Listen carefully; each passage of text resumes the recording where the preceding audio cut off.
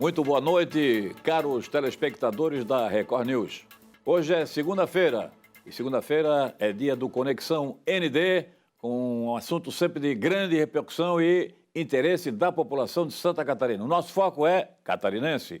Hoje, a presença do economista Egídio Martorano, 20 anos de atuação como secretário, primeiro da Câmara de Transporte e Logística, atualmente também do Conselho Estratégico de Transporte e Logística da Fiesc. É uma das autoridades técnicas dentro da Federação das Indústrias que mais conhece a realidade da infraestrutura aqui no estado de Santa Catarina. Doutor Egídio é filho do saudoso professor, escritor, acadêmico Dante Martorano, com quem eu tive o privilégio de também trabalhar na Universidade Federal de Santa Catarina. Doutor Egídio, é um grande prazer e uma alegria recebê-lo aqui no nosso Conexão ND. Boa noite. Prazer e uma honra. É todo meu. Doutor, estou anunciando aí na Fiesc para o dia 26 de 23. julho. Julho ainda, é isso? 23 de julho. De julho. O lançamento de uma campanha sobre a BR-101. A BR-101 já está estrangulada. Não apenas na Grande Florianópolis. Então, eu queria saber exatamente o que essa campanha vai trazer, por favor. Esse é o motivo. Nós, na verdade, temos uma rodovia que já está à beira do colapso, em alguns trechos, com os índices de serviço bem ruins, numa metodologia que a Highway Capacity Control, ela chega aos piores índices em determinados horários, e a nossa preocupação é que ninguém está pensando e movimentando no futuro da 101. E nós sabemos o prazo que se tem para fazer licenciamento, para fazer os projetos, a burocracia, é uma rodovia concessionada, então depende também da autorização da NTT.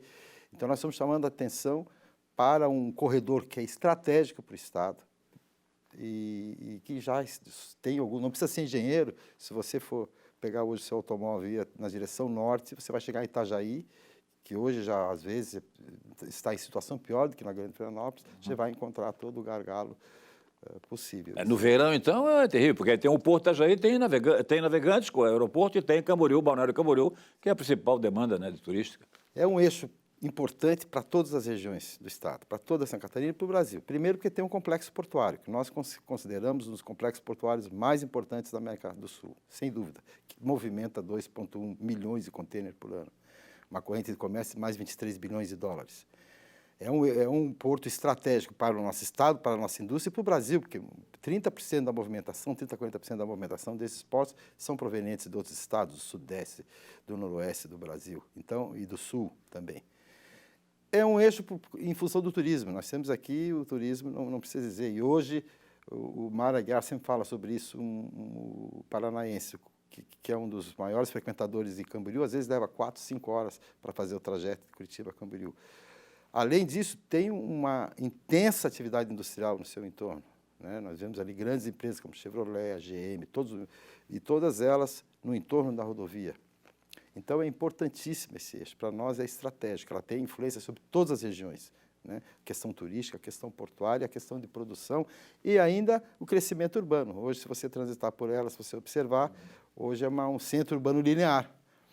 Então, esse aspecto faz com que concorra o trânsito das cidades com o eixo principal. O objetivo principal da campanha é alertar a população, as autoridades, enfim, qual é o objetivo? É sensibilizar os poderes executivo e legislativo e a sociedade em geral da necessidade urgente de se realizar os investimentos. Há algum estudo do governo do Estado, do governo federal, da NTT, do Ministério, sobre o futuro da 101 em Santa Catarina? Sim, há um estudo, primeiro da nossa BR-101 do futuro, nós reunimos várias pessoas, criamos um grupo, vários especialistas e definimos algumas diretrizes, e há o Grupo Paritário de Trabalho da Agência Nacional de Transporte Terrestre, a ANTT, que é o Grupo Paritário de Trabalho. Ali foram definidas as principais intervenções ao longo do eixo, no trecho de Santa Catarina, para dar essa maior fluidez e segurança, que o foco principal também é segurança. Então, são vários projetos relacionados com terceiras faixas, marginais, na área de Itajaí, na área de Joinville, Itapema, Florianópolis. Soma-se a isso um investimento de 2,6 bilhões, a maioria deles já estão protocolados, né? Depende de autorização da NTT. Então, a proposta é trazer não só a mobilização das pessoas, a mobilização do Fórum Parlamentar, a mobilização do governo para a necessidade urgente, nós estamos mostrando números e pesquisas que nós fizemos sobre os níveis de serviço, da necessidade de se fazer o que fazer, no curto, médio e longo prazo. Esse projeto prevê, por exemplo, triplicar a 101 ou não? Nós sugerimos se analisar um eixo paralelo, e nós pensamos na rodovia como um corredor multimodal. Então, nós temos que pensar ali numa ferrovia no futuro, já. Não é no futuro, porque a gente fala que a ferrovia, por exemplo, é no longo prazo. Não, nós precisamos de um projeto ferroviário para absorver. Não existe porto no mundo sem conexão ferroviária. Nós temos um dos mais importantes complexos portuários da América do Sul e nós não temos conexão ferroviária. Os governos falharam nisso, doutor Egídio? Pois é, eu sempre digo, falta gestão na questão da infraestrutura em Santa Catarina. Falta um plano articulado, falta um planejamento sistêmico integrado. Isso é, para mim, a maior dificuldade que nós encontramos. Então, não há uma política de Estado sobre isso. E tem questões que eu chamo a síndrome da jurisdição. Isso aqui é coisa federal. Tem que ter alguém pensando, fazendo a gestão disso tudo, as conexões, numa visão intermodal, levando em consideração as nossas características econômicas, a nossa indústria, a diversidade, a nossa atividade turística, as nossas vocações e o que a gente pretende ser no futuro. A ideia que o governador Moisés lançou de o governo de Santa Catarina assumir a construção de uma nova BR-101 no litoral é uma coisa, eu acho meio sonhador, né, doutor? Sim, o que ele pretende é uma paralela, estava dentro do nosso projeto, né? E parece que está em fase de fazer o projeto, é um EVTEL, é um estudo de viabilidade técnico-econômica. Pode ser uma contribuição, agora nós temos que conversar com, isso teria que ter sido feito, ou deve estar sendo feito assim, com a concessão. Nós temos uma concessão em curso, né, até 2032. Mas sempre qualquer iniciativa nesse sentido é muito positiva. Agora, a nossa preocupação é que essa visão e essas atitudes são muito independentes, são muito localizadas. Nós temos que ter, e eu acho que isso aí deve ser função do governo estadual, porque senão vem de Brasília o planejamento. Nós vamos ter a nossa visão local. Então, necessitaríamos, mais uma vez, de um plano estadual de logística e transporte, com visão sistêmica integrada, considerando todas essas alternativas, considerando um banco de projetos e prevendo já o futuro. Isso é planejamento. O que dizem lá em Brasília é que o governo do Estado, a rigor, não tem esses macroprojetos para resolver essas questões. Não. E aí? Não tem. Aí fica difícil. Então, sempre são ações independentes. Vamos duplicar essa, vamos ampliar essa, mas tem que haver um pensamento, e é isso que nós defendemos na Fiesc. Precisa uma visão sistêmica integrada. A infraestrutura e o transporte necessita também uma política de governo, tem que ter continuidade. Tem muita política, você sabe, hoje o governo pensa de uma maneira, o outro governo pensa de outra maneira, não há continuidade. Infraestrutura é muito caro para errar, os investimentos são altíssimos, você sabe disso, e exige um critério, exige uma base, um critério técnico muito bem definido, definindo prioridades e que viabilize toda essa conexão. Não numa visão rodoviarista somente. Nós temos que pensar na questão intermodal, na conexão entre a ferrovia com a rodovia, com o porto, com a cabotagem, com os aeroportos. Então, precisa dessa visão sistêmica. Você tem uma base. O nosso plano aeroviário é da década de 90. Isso não tem. Eu estive uma vez com o ministro lá, o pessoal o ministro da Secretaria de Aviação, não sei se é ministro, ministro, e eles estavam fazendo um plano nacional, plano aeroviário nacional. E eu disse, ministro, como é que fica Santa Catarina? Santa Catarina tem um plano de 1990. Nós vamos incorporar Santa Catarina dentro do plano nacional em função do que tem no plano de 90. Mudou completamente a realidade econômica do Estado, né, doutor? Pois é, nós temos que ter um plano atualizado que indique as nossas vocações, as nossas demandas, as nossas deficiências. Nós temos a obrigação de fazer isso porque nós nos conhecemos. Quando o governo federal faz planejamento, ele pensa no Brasil. E a crítica do livro, daquela publicação que eu tive o prazer de fazer, foi exatamente essa. Se pensar no Brasil, eles pensam em colocar a soja no caminhão e levar para o porto. É esse o planejamento. Aí define os corredores prioritários. Nós precisamos de um planejamento diferente, porque Santa Catarina é diferente. Ela tem uma logística diferente. Você coloca o milho no caminhão ou no trem, leva para a indústria alimenta o animal, depois leva o animal ou para o mercado interno ou para o mercado externo, via cabotagem, via rodovia, via ferrovia. Então, isso exige um planejamento diferente, que é o valor. são cargas de valor agregado, é um diferencial. Muito bem. 282, a BR-282, também é a primeira vez que você levantou essa lebre aí sobre possibilidade de redução do número de acidentes, que é uma tragédia, né, e de número de vítimas, principalmente, né? Enfim, é um transtorno, né? Eu ainda conversava no final de semana com o ex-deputado, ex-prefeito Edson Andrino, que tem uma fazenda em Bom Retiro, e ele me contava que é uma desgraça para vir. Ele e todas as pessoas que têm alguma atividade comercial, algum sítio, né, na região de Rancho Queimado, Angelina, enfim, pela 282, fim de semana é impossível, porque são 4, 5 horas para chegar em Florianópolis, uma coisa terrível. E todo mundo sabe que ela está realmente também estrangulada. E a Fiesp é que lançou a lebre de que, até, através daquele estudo do engenheiro Ricardo Saporito, que o senhor também avaliza lá na Fiesp, né, de terceiras faixas que representariam uma economia extraordinária. Eu queria que o senhor falasse como é que está essa situação da 282 entre Florianópolis, agora não mais Laje, Florianópolis e Chapecó, pelo que o ministro falou, né? Não sei se também... Nós temos uma visão da 282 e bem diferenciada. Isso depois de muita avaliação técnica. Nós consideramos o corredor natural de Santa Catarina importantíssimo, que é a combinação da 280, vindo desde São Miguel do Oeste até Navegantes, conectando em Campos Novos com a 470. Esse é o corredor natural. Esse é o corredor por onde passa... 282. 282, combinação com 470. Com 470, perfeito. Até Campos perfeito. Novos. Esse é um corredor que ele faz toda a logística de suprimento e distribuição do Oeste, por exemplo, e também do Vale, que tem pujante atividade industrial. Nós temos um trecho complicado, que é Lages da 282, que é Lages-Florianópolis. Por quê?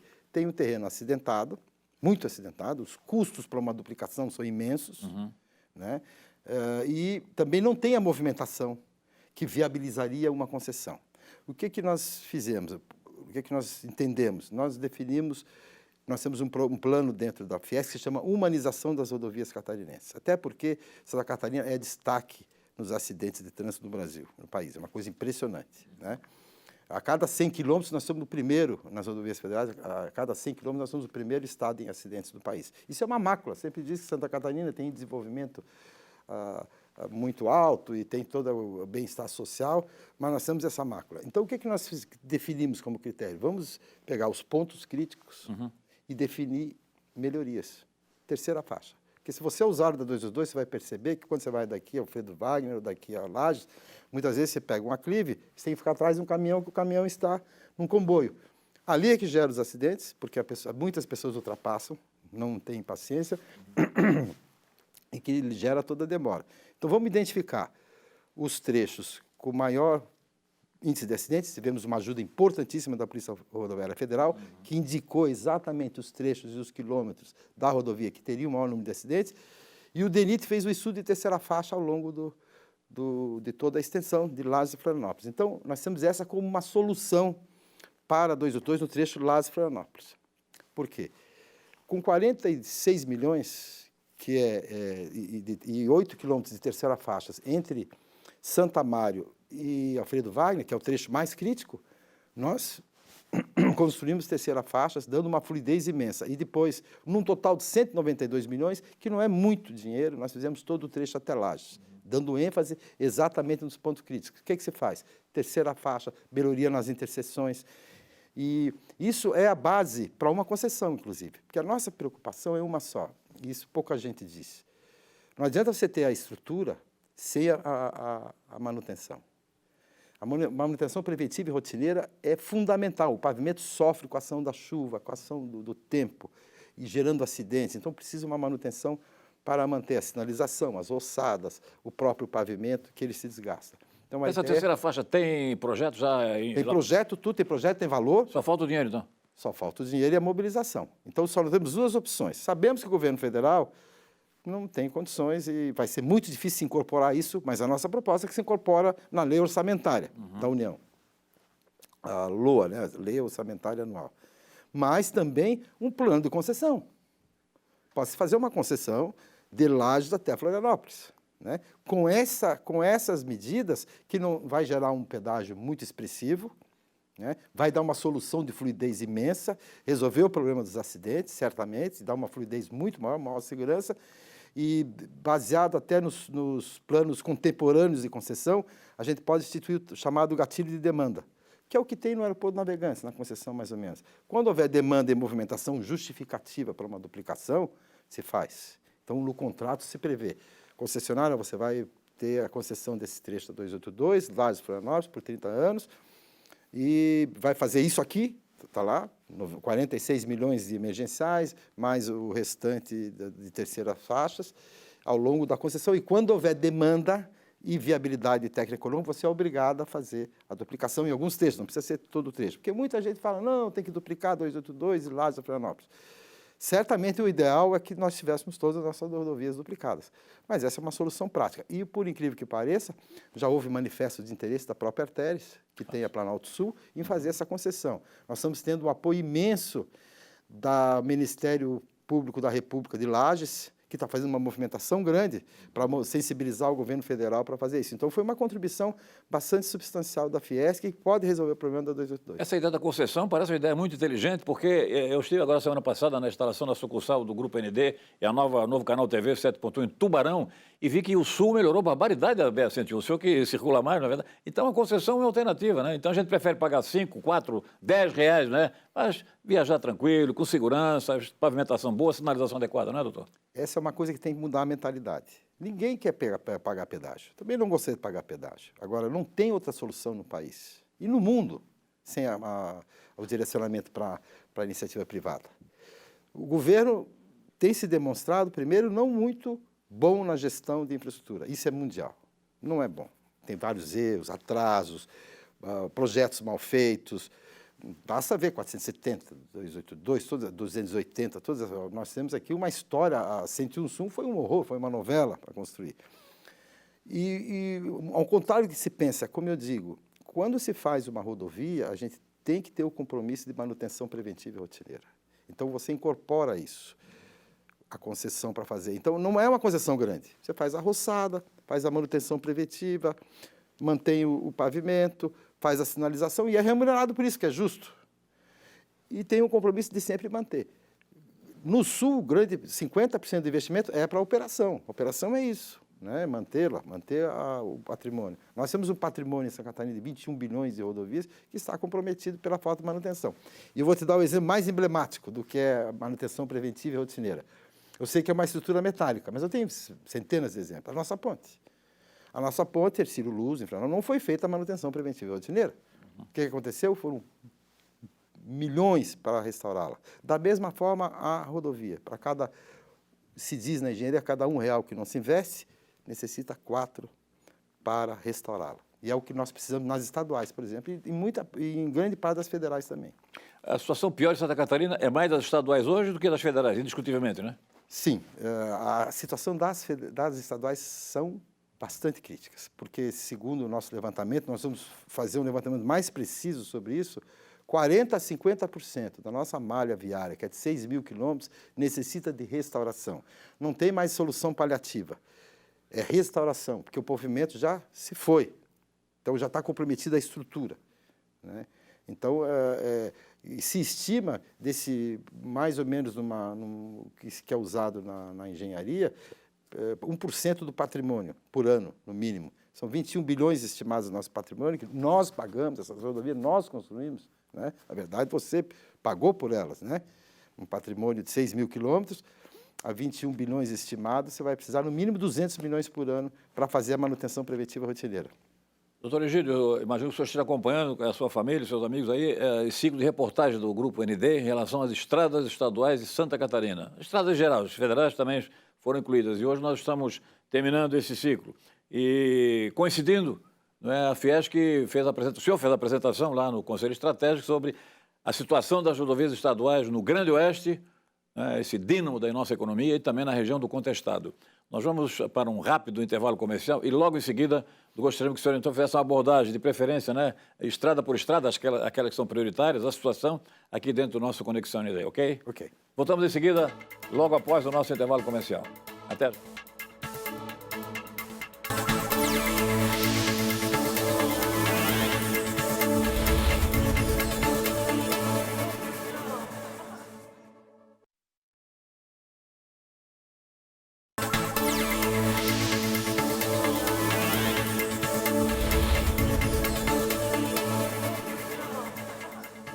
Este é o seu Conexão ND, hoje com a participação rosa do secretário executivo do Conselho Estratégico de Transporte e Logística da Fiesc, também da Câmara de Transporte, que ele instalou há 20 anos aqui em Santa Catarina, uma organização realmente fundamental de levantamentos técnicos sobre a infraestrutura aqui em Santa Catarina. Entrevista que estará disponível na íntegra no seu portal ND+, líder em audiência na comunicação digital em Santa Catarina e também nas redes sociais da internet. E nosso convidado de hoje, além de essa atividade empresarial técnica na Fiesc, também tem habilidades gastronômicas e artísticas.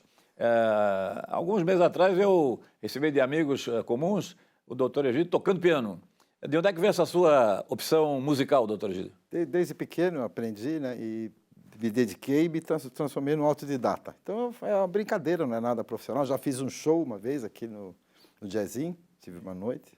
Mas é mais uma brincadeira, mais para socializar. Eu gosto muito de música e não... Maravilha. Vamos ver então a nossa produtora Carol Castro, ela põe para um trailer para os nossos telespectadores.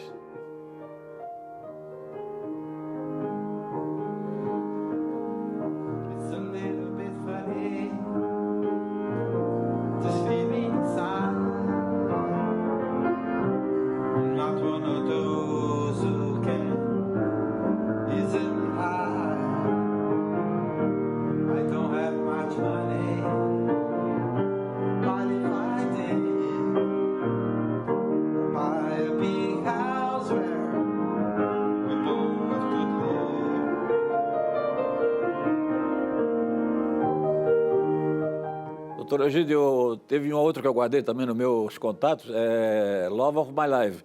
Elton John e Freddie Mercury são os seus preferidos, não? Alguns. Eu sou muito eclético, assim, eu sempre digo, a música boa não tem que ter padrão. É bom ou é ruim. Então eu gosto muito de Beatles, Elton John, Queen, algumas músicas clássicas também. Não tem... Maravilha. E a segunda é gastronomia. Diz que o senhor é um grande chefe de cozinha. Não, é mais uma brincadeira, né?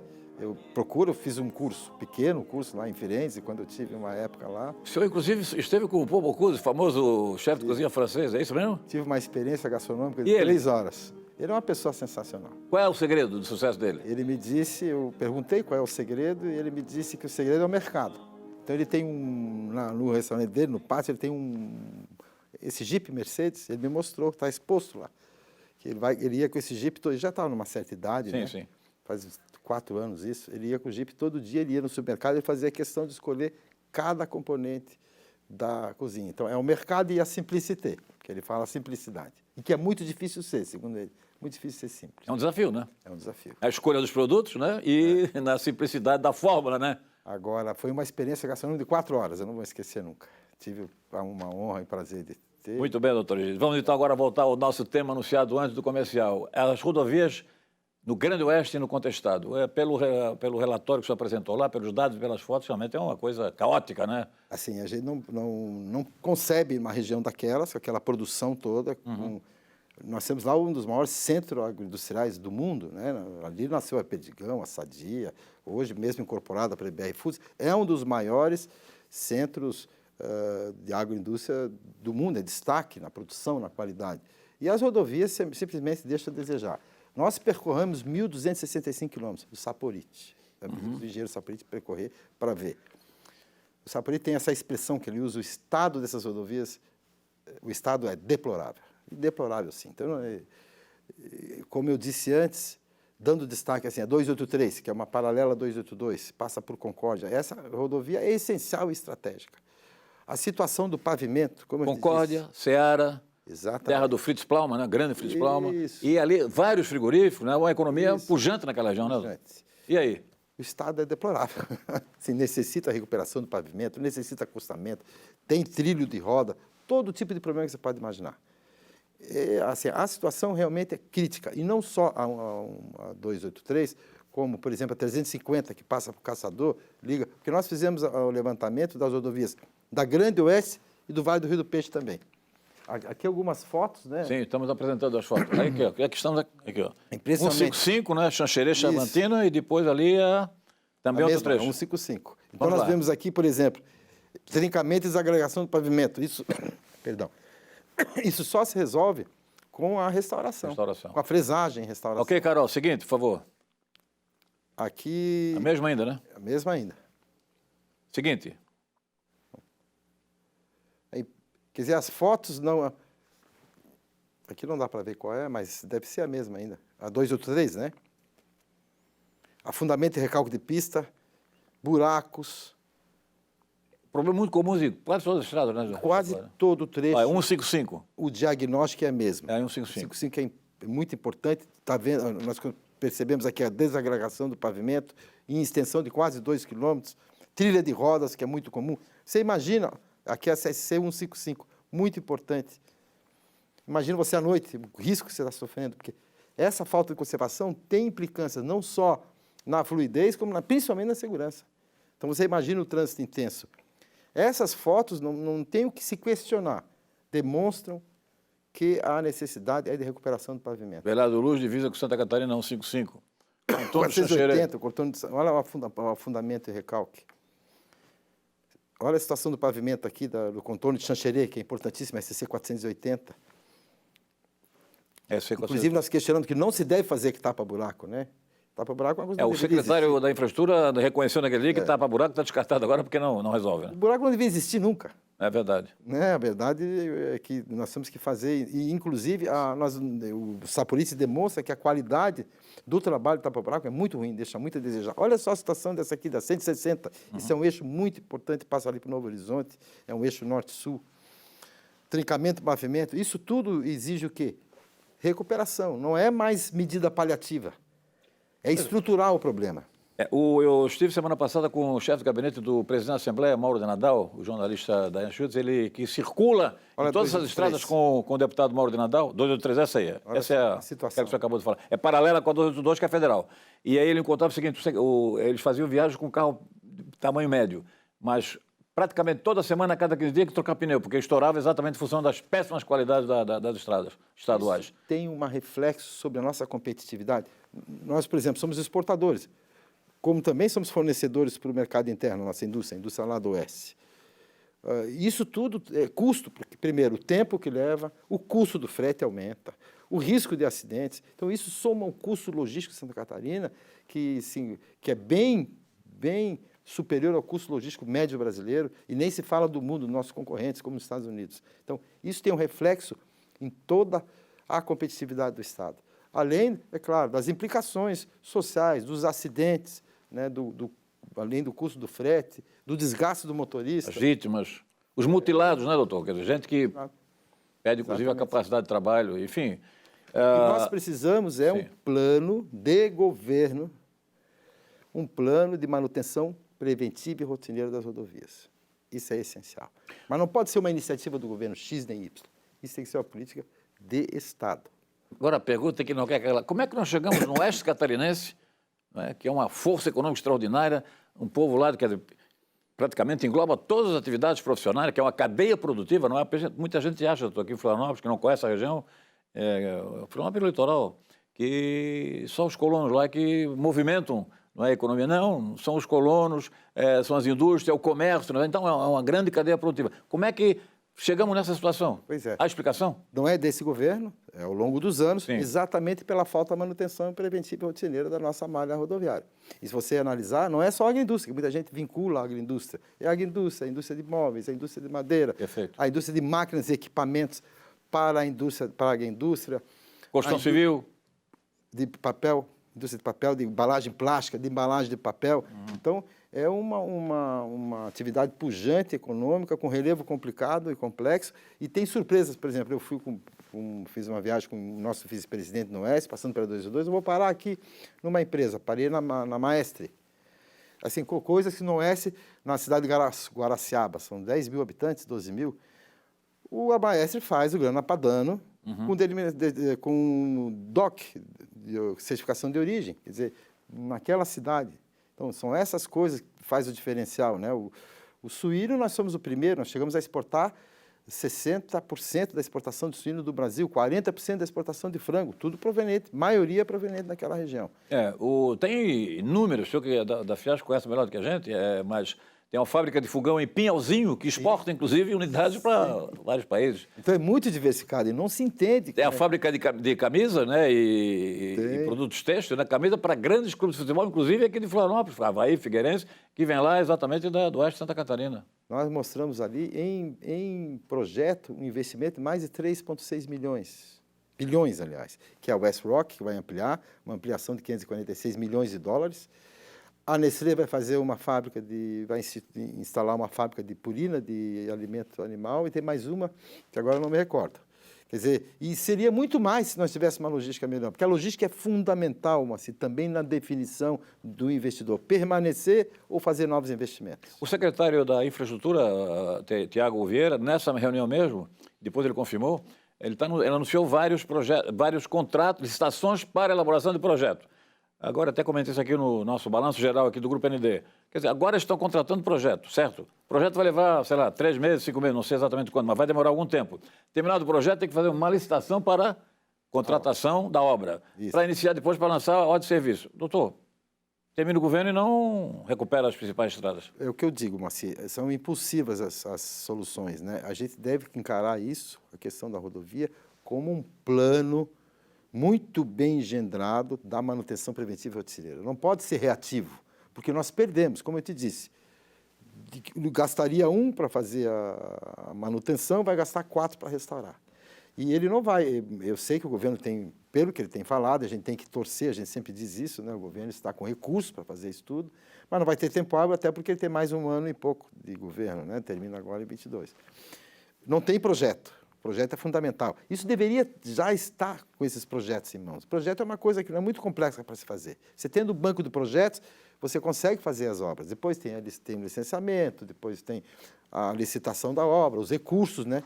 Então, a gente tem que torcer para que ele resolva de uma certa forma essa questão. A federação, que está sempre acompanhando essas questões em Brasília, tem alguma informação nova a respeito dessa polêmica nova, completamente, acho até ridícula, com perdão da palavra, sobre o Estado de Santa Catarina vai dar 200 milhões para 470, Vale do Itajaí, na verdade, para a duplicação, e o governo federal quer aplicar em outros lotes que não sejam os prioritários, os lotes 1 e 2. O senhor tem alguma notícia nova sobre esse assunto, sobre essa polêmica? Não, continua a mesma polêmica, né? Não há uma concordância, nós não entramos nessa... A FIES nunca entra nessa questão jurídica, até porque não é nosso foco. O que a gente disse, a nossa manifestação oficial foi muito importante não paralisar a obra, porque pelos recursos que o governo federal disponibilizou, a obra ia parar. Então, muito importante essa participação do governo. Esperamos que ele tenha recurso para fazer isso e manter as estaduais. E pelo que ele se manifesta, sempre tem o recurso, porque a estadual é uma prioridade. Então, nós temos que torcer para que ele consiga fazer esses investimentos. Eu concordo que o ideal seria realmente aplicar tudo nos lotes 1 e 2, completar a ligação entre navegantes e... Mas parece que é uma questão com a desapropriação. Então, nesses lotes, tem um problema grave de desapropriação, então não sei se tem alguma restrição jurídica de fazer, em realizar desapropriações. Então, essa questão é bastante polêmica. Mas o adequado seria que se investisse em eixos, em locais, em lotes que dessem maior fluidez. O senhor falou aqui, antes dos comerciais, sobre a importância do nosso modelo portuário. Realmente é uma maravilha. Santa Catarina, mais uma vez, se destaca no Brasil, não é?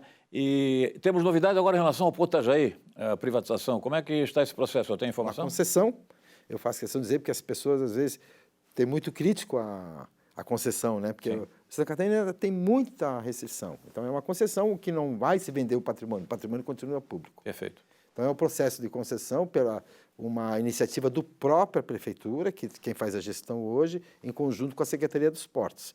Eu acho que é uma grande oportunidade de investimento, está muito bem feito. Ele foi coordenado, inclusive, numa época com o Salles, agora está com a nova gestão na superintendência.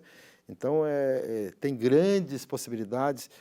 O porto, por ter movimentado um dos primeiros navios de grande porte aqui em toda a costa brasileira, um navio de 393 metros de comprimento e 50 de boca, ele trouxe uma grande oportunidade, um grande interesse dos investidores. Isso é importante. Hoje é um porto público, é um porto que tem restrições, a gestão pública de porto tem muita restrição, muitas amarras, muita burocracia.